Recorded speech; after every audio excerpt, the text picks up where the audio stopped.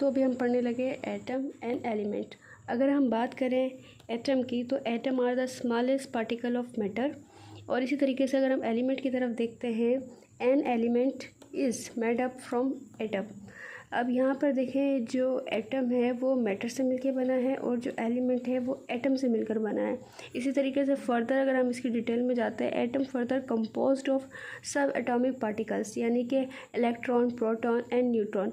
इसी तरीके से अगर हम यहाँ देखें, element compose of only one atom, यानी कि जो हमारा एलिमेंट है वो एटम से कंपोज हुआ हुआ है और जो हमारा एटम है वो इलेक्ट्रॉन, प्रोटॉन, न्यूट्रॉन पार्टिकल्स से मिला हुआ है।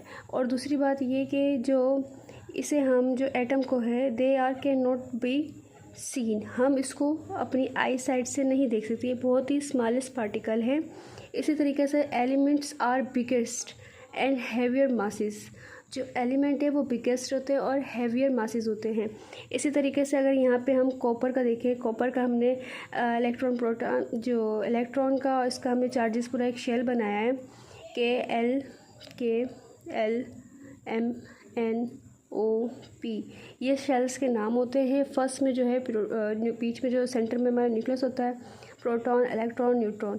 तो अभी इसी तरीके से ये जो अंदर मूव कर रहे हैं, प्रोटॉन, इलेक्ट्रॉन, न्यूट्रॉन, यानी कि इलेक्ट्रॉन पे जो नेगेटिव चार्जेस होती है, प्रोटॉन पे प्लस होता है और जो एन है हमारा वो न्यूट्रल होता है। सही। अब यहाँ अगर हम एलिमेंट की बात करें तो ये कॉपर है, जस्ट कॉपर, ये पूरे जो है वो कॉपर कहलाएगा, SI कहलाएगा। सही।